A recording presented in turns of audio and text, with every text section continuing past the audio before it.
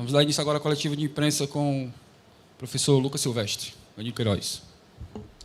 Lucas, boa noite, né? Danilo Queiroz, do Futebolês. Eu queria saber qual era como é que foi a experiência, né? Dirigir a equipe no Clássico Rei. Certamente o cara que é auxiliar se prepara para muitas coisas, né? Mas acho que não se prepara tanto para isso, mas aconteceu e tem que ter a preparação para um porventura aconteça. E aconteceu no Clássico Rei, Lucas. Como é que foi para você?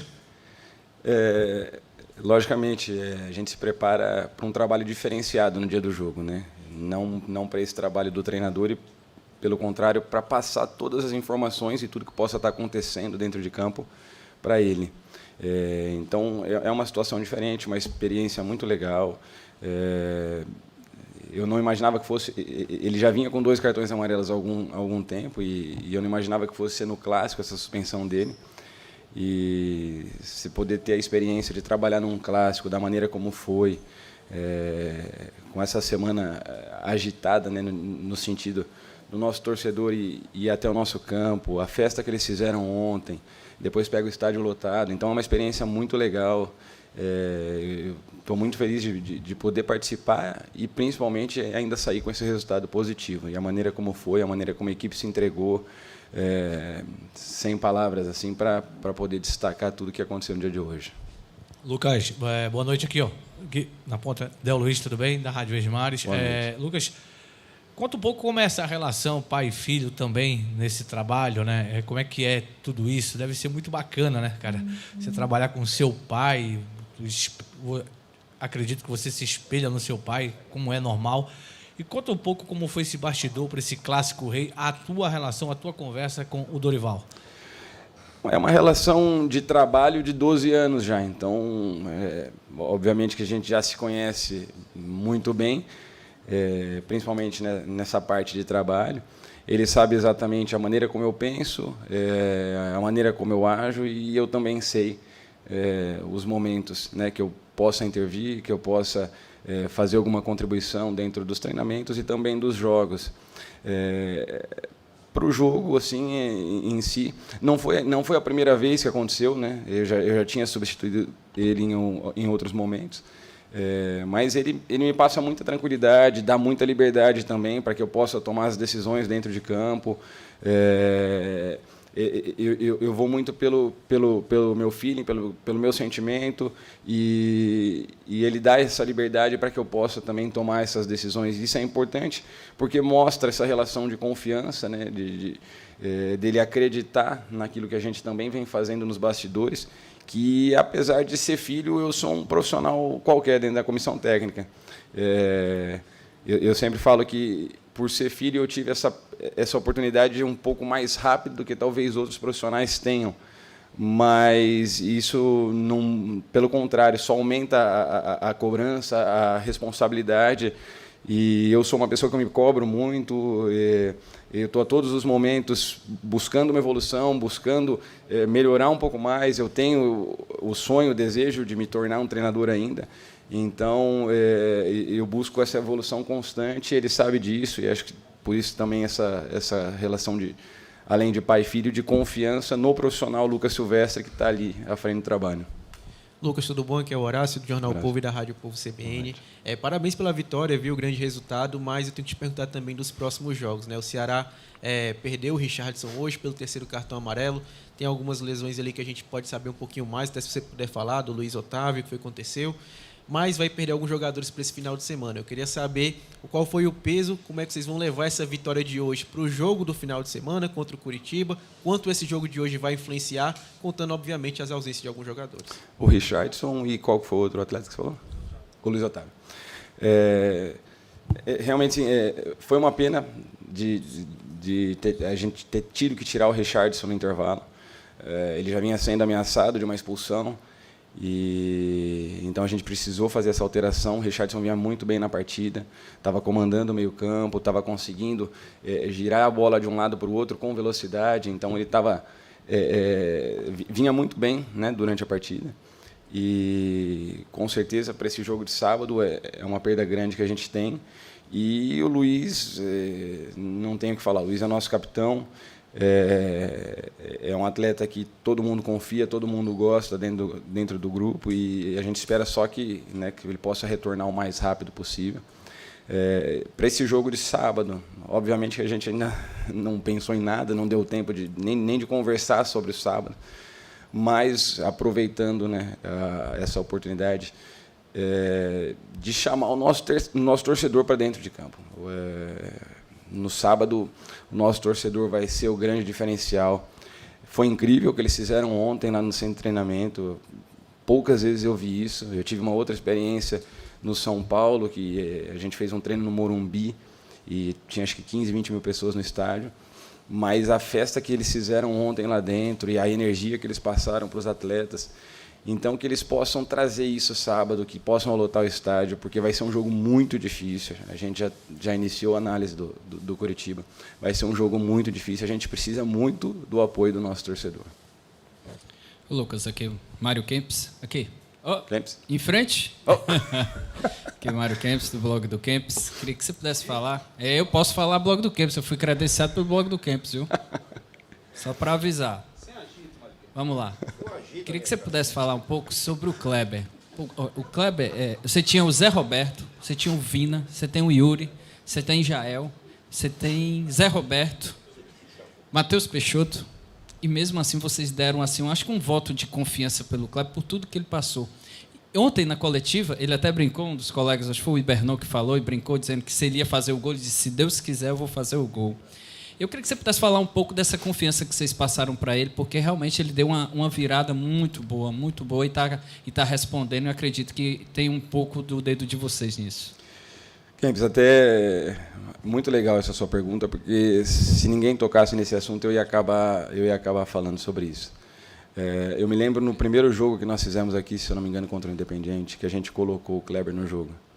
E o professor pediu para chamar ele, eu fui até o fundo do campo, chamei, e o Kleber veio vaiado até o banco de reservas. E eu no momento sim, eu não entendi, porque vendo a dedicação do Kleber nos treinamentos, vendo o que esse menino faz quando ele está em campo, e eu não consegui entender naquele momento o que vinha acontecendo. Nós tivemos que dar um passo atrás com o Kleber, trabalhamos bastante com ele, conversamos bastante com ele, passamos confiança para que ele pudesse, nesse retorno, entregar tudo o que o Kleber pode. Porque a maneira como ele sai dos jogos e o trabalho que ele faz no sentido coletivo é de um ganho enorme para a nossa equipe. Então, a gente deu esse passo atrás com ele, orientou bastante, conversou, trabalhou bastante com ele, e ele entendeu que esse momento era importante. E, de repente, o Kleber volta e passa a ser fundamental para a nossa equipe. Eu não tenho o que falar desse menino. Profissionalmente, é um dos melhores que eu já vi. Tudo que é pedido, ele realiza. Então, assim, para o nosso torcedor acreditar no trabalho que vem sendo feito e, principalmente, acreditar nesses meninos, porque a doação deles durante os dias de trabalho é uma coisa incrível. E eu fico muito feliz, por ele poder ter decidido mais um clássico, ele poder ter decidido mais um clássico para nós, e tenho certeza que vai nos ajudar muito durante a temporada, assim como o Peixoto, como o Zé, como o Jael, como o Vina também de 9. Então, tenho certeza que são atletas que a gente pode ter essa competitividade muito grande, porque a gente tem grandes atletas para essa função, e um vai fazendo com que o nível do outro se eleve. Então, é muito importante isso que vem acontecendo. Boa noite, Lucas. É Pedro Pinheiro aqui, da Band Ceará. Você falou que não pensou, ainda vocês não pensaram nada para a partida contra o Curitiba do final de semana, né? Mas eu queria saber de você, até porque eu acho que o seu pai já vai estar de volta no comando do time, mas eu queria saber como é que essa vitória de hoje contra o Fortaleza, num Clássico Rei, pode ajudar na confiança do próprio time a realmente manter a sequência de vitórias, né? Porque estava 6 rodadas sem vencer e voltou agora. Com certeza, a vitória no Clássico, ela eleva o nível do time, ela traz muito mais confiança para o trabalho. Mas nesse início de campeonato também a gente tem que entender que nós fizemos, me ajuda aí, Dimas, 5 jogos fora de casa já, 5 jogos fora de casa, 3 em casa. E desses 8 jogos, as equipes que a gente pegou foram todas equipes que, né, que vão brigar lá na frente. Então, agora, a gente tem uma sequência muito dura. Eu até tinha comentado isso na entrevista do pós-Independiente, que é muito bom a gente poder jogar 3 competições, porque a gente também consegue fazer com que todos os atletas estejam envolvidos nesse processo. Por outro lado, você tem um desgaste grande e também você muitas vezes não consegue trabalhar. Então, a gente tem uma sequência muito dura nesse mês. Nós temos as 2 competições de mata-mata, a gente tem mais os jogos do Campeonato Brasileiro, e a gente precisa, obviamente, conseguir agora, nesse período pré-jogo da Sul-Americana, a gente precisa aumentar ainda mais a nossa intensidade nesses jogos brasileiros para que a gente possa sair dessa zona que realmente é ruim. Não é o lugar que o Ceará tem que estar no Campeonato Brasileiro. Mas, apesar de tudo, a gente tem conseguido pontuar e vejo a importância também de não só pontuar, mas também poder rodar o nosso grupo e colocar todos esses atletas aí para jogar. Lucas, boa noite novamente.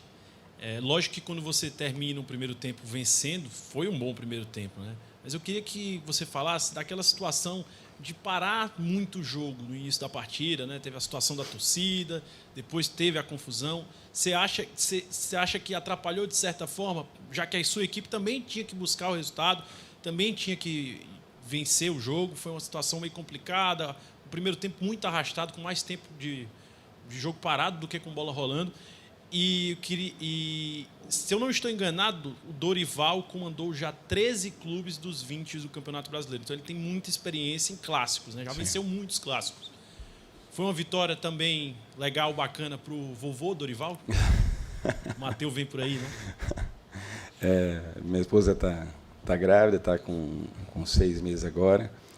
E com certeza é uma vitória para ele, pelo trabalho que ele vem realizando, por tudo que ele passou nesses últimos anos. Quem está no dia a dia conhece o Dorival, sabe a dedicação dele, sabe o quanto ele se entrega para o trabalho. E com certeza essa vitória para ele, para o vovô. E com relação... Qual que foi a outra pergunta? Você até me desconcentrou. Sim. Não, com relação ao jogo parado, o primeiro tempo assim foi muito difícil. A gente queria jogar a todo momento, a gente queria colocar a bola no chão, a gente queria acelerar o jogo. E primeiro teve as paradas da torcida, depois as demoras para reposição. Então eu vejo assim, isso aí para quem quer jogar atrapalha bastante. Principalmente quando você pega um gramado ruim como é o nosso. Então, o gramado já dificulta e ainda o adversário dificulta que você queira jogar. E, principal, o árbitro colabora com tudo isso. Então, realmente, a partir desse momento, nessas paradas, a gente conseguiu também orientar os atletas, organizar algumas situações que começaram a correr durante o jogo. Então, assim, teve o lado negativo, o lado positivo, mas, obviamente, para quem quer jogar qualquer momento que você pare e que o árbitro colabore com essa parada, é muito difícil para a gente. Obrigado a todos. Obrigado, professor. Parabéns pela vitória. Valeu, gente. Dando início agora a coletiva de imprensa com o atacante Vina. Vina, boa noite. Aqui, Del Luiz, da Rádio Vesmares. Tudo bem, Vina?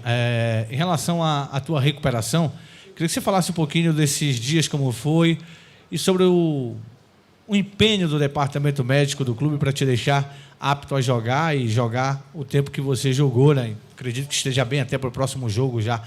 E a outra percepção daquele passe, né, Vina? Porque, cara, para quem está do lado de fora é muito bom. Quem joga videogame é bacana, né? Mas para quem está lá dentro, numa pressão daquela, eu queria que você falasse da percepção do passe para você entregar ao Clebão aquela bola. Boa noite a todos, boa noite para quem eu não vi ainda. Sobre o empenho, começou logo após o jogo, né? Eu fiz questão ainda de postar nas minhas redes sociais para a galera acompanhar, né? Não só o meu empenho, como eu falei, o empenho também do departamento médico, que foi bastante criticado né, em alguns momentos aqui, e a gente sabe, né, nós que estamos lá no dia a dia sabemos o empenho, o profissionalismo de todos que estão lá, né? Dava para ver também no semblante deles quando aconteceram as críticas, né? Eles tristes, né? Mas em momento algum, assim como nós jogadores, né, nos momentos de críticas crescemos, eles também, né? Eles deram o seu melhor e eu fiz questão hoje de exaltar também eles, né? Eu sei que tem muito de mim, né? De hoje estar aqui, podendo estar dentro de campo, mas queria agradecer muito a eles, né? E sobre o passe, bom, quando o Richardson ele vem conduzindo a bola lá do meio de campo, né? Eu já dou uma olhada para trás, né? E aquele ali é fração de segundos, de milésimos, né? Onde talvez se eu domino a bola e giro, né, a marcação chega, né? Então pensei ali, eu sou um jogador que sempre, de vez de dar 2, 3 toques na bola, eu gosto do jogo de um toque, né? E fui muito feliz na assistência. Vina, boa noite. Danilo Queiroz, do Futebolês. Olha como as coisas mudam em relação a uma vitória, né? O Ceará era um time que vinha vários jogos sem vitória, era um time que só tinha vencido na estreia. Mas se a gente olhar para os 3 últimos jogos, foram empates com Flamengo, Santos, São Paulo. A situação dos clubes, o poderio dos clubes, 2 desses jogos em São Paulo, e não passava a impressão positiva, porque você olhava para a tabela de classificação e via o time ali na penúltima colocação. Mas a situação dos jogos e o que a equipe jogou, né, imaginava-se mais, esse time pode mais, não é essa a posição da tabela. A vitória faz com que a coisa mude de tal forma que o Ceará está 4 jogos sem perder no Campeonato Brasileiro, o que é uma sequência dentro de Brasileirão muito difícil, ainda mais se você avaliar o que eu disse, jogar 2 vezes em São Paulo contra times do poderio de Santos e São Paulo, e o jogo em casa foi contra a equipe do Flamengo. Isso tudo aconteceu, nessa transformação, com uma vitória no Clássico Rei. Queria que você falasse da importância desse contexto brasileirão. Saiu o Ceará da zona de rebaixamento, e não é uma questão de que saiu hoje, amanhã tem a rodada, não. Era um jogo atrasado, ou seja, o Ceará realmente está fora da zona de rebaixamento. E isso aconteceu num Clássico Rei, né? Qual o tamanho disso? Como é que você avalia isso? Bom, o clássico é clássico, né? E quis o destino que fosse assim, né? Porque esse jogo já era para ter acontecido, né? E nós sabíamos que hoje foi um divisor de águas, né? A gente sabia que um resultado negativo ou mais um empate manteria a gente lá na zona desconfortante, que a gente sabe que é o Z4. Mas nós conseguimos, né, com o empenho, com a dedicação de todos, com a consciência da importância que é um clássico. Eu sou um cara que vivo, né, os clássicos, eu gosto disso, né, e então quis também passar para os meus companheiros, tanto que eu fiz de tudo para estar no jogo, né, e graças a Deus as coisas deu certo, né, mas a gente conversou já agora ali já no vestiário, pós-jogo, né, que é bom, é gratificante, né, nos tirou da zona de rebaixamento, mas sábado a gente já tem que ganhar, né? Esse é o pensamento, né? Óbvio, comemorar hoje, descansar. Amanhã a gente já começa a pensar no Curitiba, que é uma equipe que está bem no campeonato, né? Então nós temos que ter a consciência de quando olhar, né, a classificação, estar incomodado de estar na segunda parte da tabela. Nosso pensamento é sempre estar na primeira parte da tabela, e é isso que a gente vai buscar no campeonato. Vina, à sua direita, Eduardo Trovão, do Futebolês, boa noite. Cara, o teu passe, além de ter sido espetacular, ele ganha mais notoriedade porque foi gol no lance, né? Então, queria saber se você já agradeceu ao Kleber também, porque a finalização dele era difícil, o Boeck saiu bem no lance, ele bateu entre o Boeck e a trave. E sobre a tua sensação de, mais uma vez, participar de um clássico e ser decisivo numa vitória do Ceará. Bom, muito feliz pelo Clebão. É impressionante o quanto, desde que ele chegou no Ceará, o crescimento dele. E ele, cada dia, está colhendo tudo que ele vem plantando, tudo que ele vem trabalhando dia a dia. Eu tenho a consciência que ele é muito cobrado. Eu já tive a oportunidade de jogar com atacantes, né, que já foram de seleção, né, que já jogaram na Europa. Né, e hoje estar jogando com o Clebão é uma felicidade enorme pelo crescimento, por tudo que eu tenho certeza que ele vai viver no futebol de coisas boas. Em relação ali ao gol, óbvio, né? Como eu falei, é o trabalho dele, né? Hoje ele tirou muito bem do Boeck, mas também teve um cara que chegou para mim e falou que participou, que fez o corta-luz, que foi o Messias, né? Ele chegou para mim e falou que se não fosse o corta-luz ali, a bola não passava, né? Então, teve a jogada ali o Richardson, teve eu, mas teve o Clebão fazendo gol, mas teve a participação do Messias também. Vina, tudo bom? Aqui é o Horácio, Jornal O Povo da Rádio Povo CBN. Vina, amanhã é aniversário do Ceará e hoje com a vitória no Clássico, isso significa um presente antecipado ao torcedor e parabéns pela vitória, o Clássico hoje foi muito importante. Com certeza. Sabemos que amanhã, né, daqui a pouco já é aniversário do clube, né, e se perde também, teria zoação, a gente sabe, é normal. Né, clássico é isso, é por isso que eu vivo o clássico. Né, eu, desde pequeno, tinha meu time lá em Curitiba e sei como é na escola, em todos os lugares, né, a zoação. Né, eu levo muito disso, por isso que eu sempre tento representar o torcedor dentro de campo. Né, e com certeza nosso torcedor está muito feliz e vai poder passar essa data comemorativa muito feliz. Ouvindo aqui Mário Kempis, blog do Kempis, queria que você pudesse falar um pouco sobre esse momento que você está vivendo com o Dorival. Estava prestando atenção, você estava como falso 9, você jogou meio, você estava até na ala esquerda, lá no lado esquerdo, e parece que você está se sentindo mais à vontade, pelo menos é uma impressão aqui de quem está fora. Queria que você pudesse falar um pouco esse momento seu, se você está se sentindo muito bem mesmo, como foi aquele momento muito bom que foi em 2020, e sobre essa relação com o Dorival, que parece que o time realmente casou de uma forma incrível.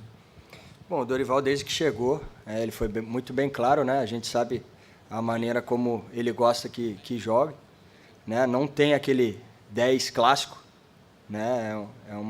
É um outro esquema, né? E ele falou para mim que de começo iria me usar como um 9, né? Mas também teria as opções de jogar tanto aberto como eu joguei hoje, né? Mas também na linha ali de volantes, ali, né? Os 3 volantes por dentro, como eu entrei também contra o São Paulo.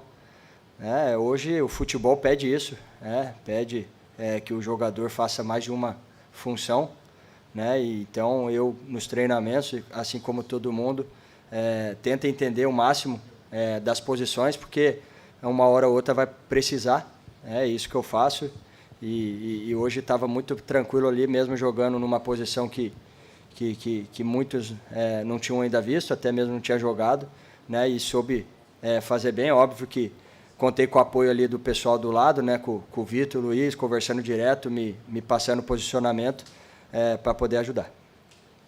Vina, boa noite novamente. Depois de uma vitória importante, um resultado que fez o Ceará pular 4 posições na tabela de classificação e, como as pessoas, né, os jornalistas aqui já falaram, o Ceará tem condições de brigar mais em cima. Você acredita que ia pensar nisso agora, subir na tabela de classificação, construir resultado a resultado?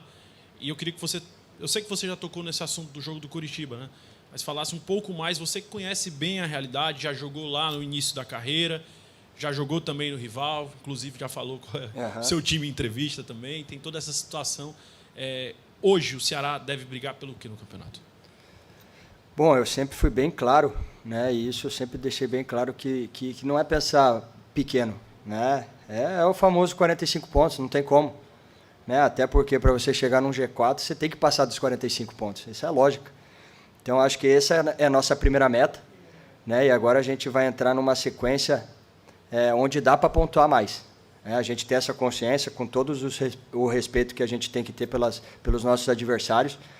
Né? Mas a gente, assim como já perguntaram antes, né? Falando dos jogos, da dificuldade que a gente teve contra as equipes, né? Flamengo, São Paulo, Santos, né? Agora a gente vai ter mais ou menos ali uma briga contra as equipes que mais ou menos brigam, né, nesse primeiro momento junto com nós.